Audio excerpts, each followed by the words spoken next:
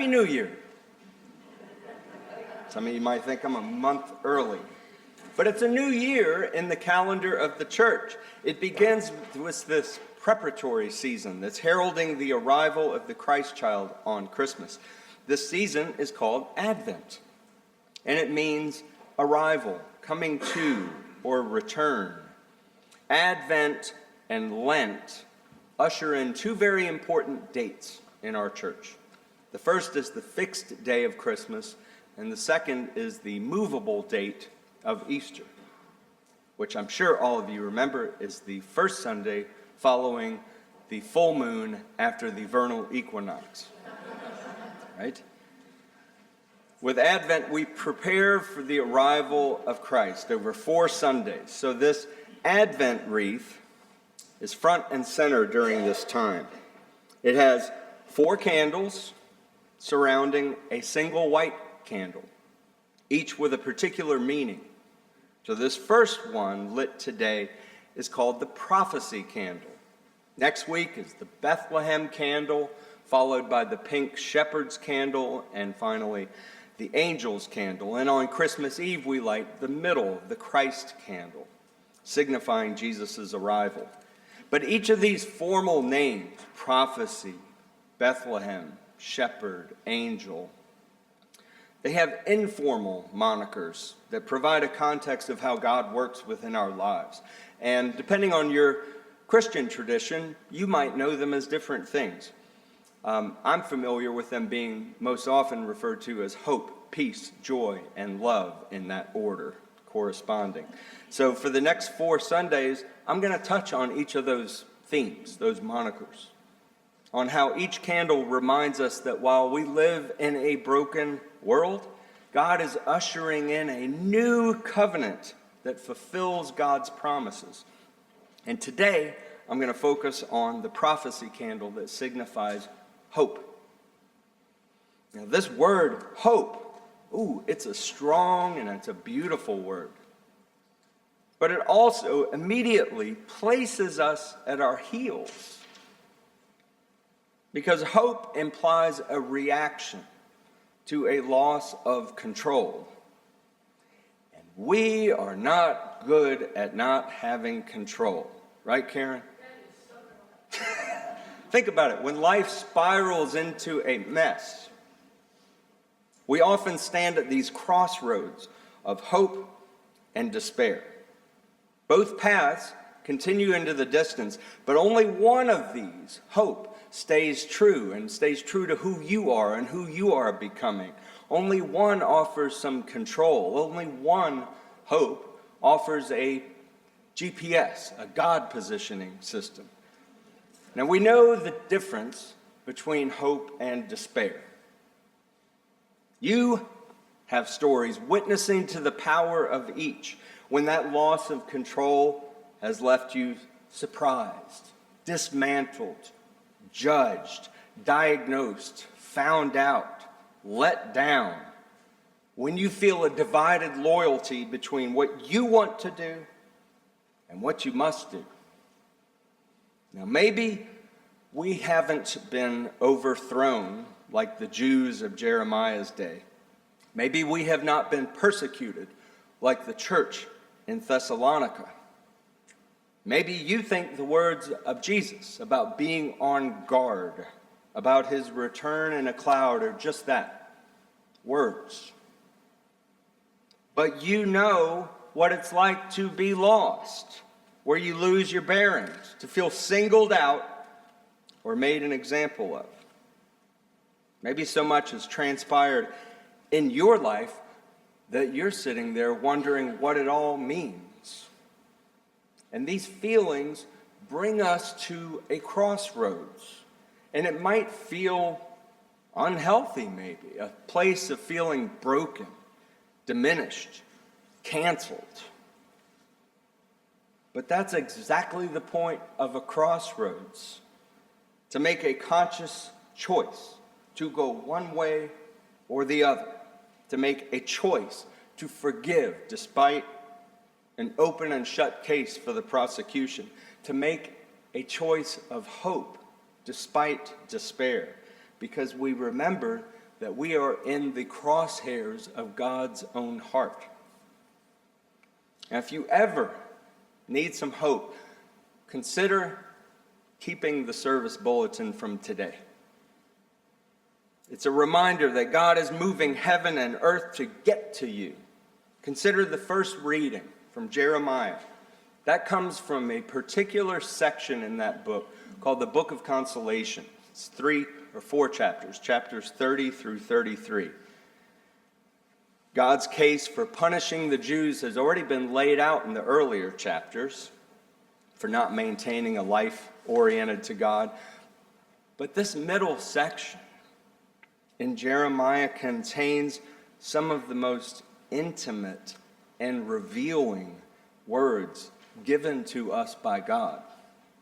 It is abounding with the promises of restoration, renewal, and faithfulness.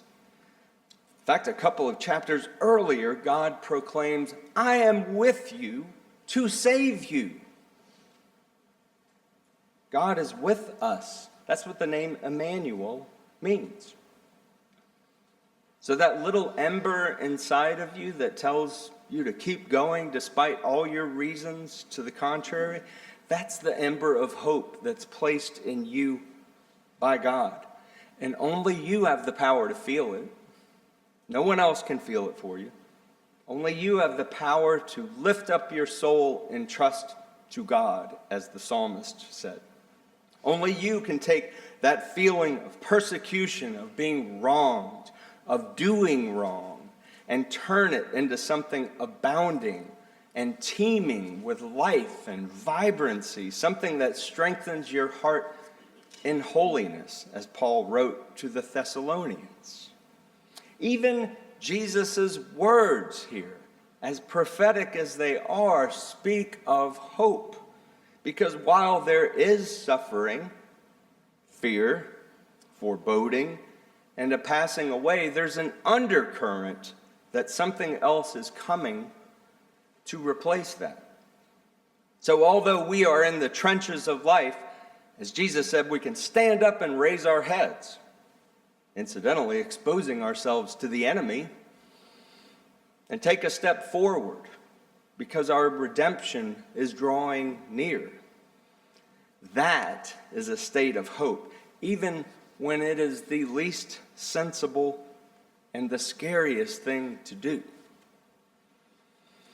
Now, I'll give you an example. An example of this. Some of y'all know my previous career, 25 years, was as a forestry consultant. And the firm was conducting a forest inventory in the Tensas River Delta, just north of Mobile, in the middle of a South Alabama summer. So when you inventory a forest, you follow a grid pattern as you measure and you grade trees. I mean, it sounds pretty simple, doesn't it? Well, it is if you're on bare level ground. But the Tensas River Delta is a swamp. And when you inventory a swamp, it is a different experience entirely.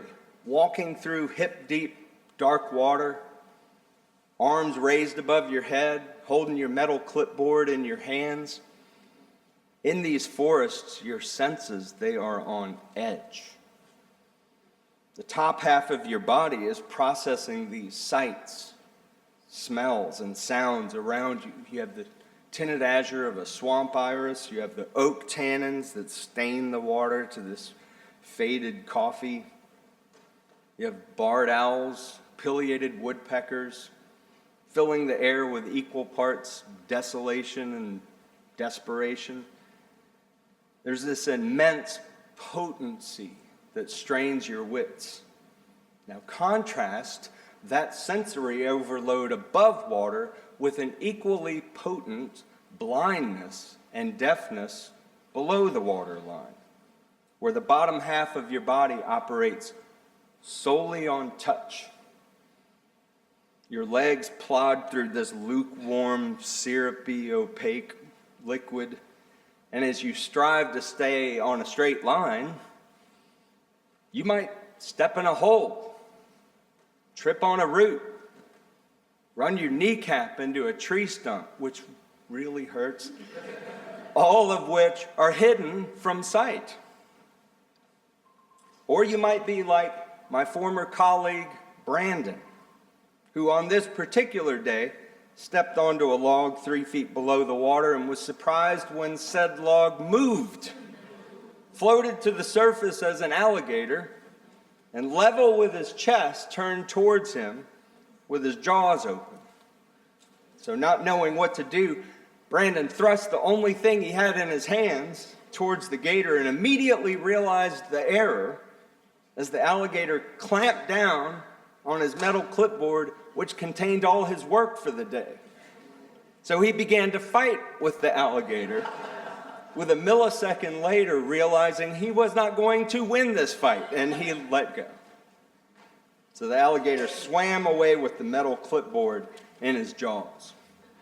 So what I'm saying is that life's challenges, which we least expect or want, may arise out of nowhere, even when all appears well on the surface.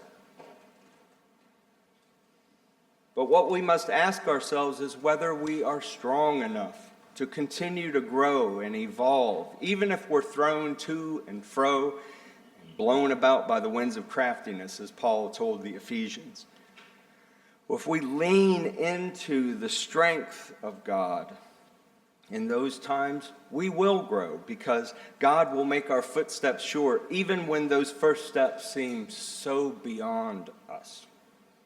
If we can live into the full assurance of faith, like that offered in our readings today, then our response at our crossroads is to use the words of prophecy as a beacon of hope. Because there is a third option at the crossroads: to do nothing. It takes strength, though, to move forward in hope. But if we don't move, we'll be stuck. And so when I think that first step taking is too hard, I think of Brandon. After the alligator had disappeared into the distance. Because all this happened just before dusk in the middle of the swamp, with the nearest person out of earshot. Imagine being there, standing alone in chest-high water, frozen to that spot with the sun setting. Could you take that first step? Brandon knew he couldn't stay where he was. He had to move. And in that moment, he mustered the faith that he could find the way out and that he would be okay. He used his training, even though many things still lay hidden from his sight. My friends, prophecies are hard words, but they are meant to train us up. They are to give us hope, because if God didn't care about us, the world would indeed be full of despair. And despair is all around us, but so is hope. So don't let the despair win. Let hope win, even if it comes wrapped in tough love at times. The reason God fights so hard for us is because God is fighting with us and for us. So meet the God of hope this Advent season, and let the steps you take from this moment on be towards the God who loves you and gives you the strength to step forward, regardless of what is strewn on the path, regardless of what is built or destroyed, regardless of what is visible and what is hidden. Amen.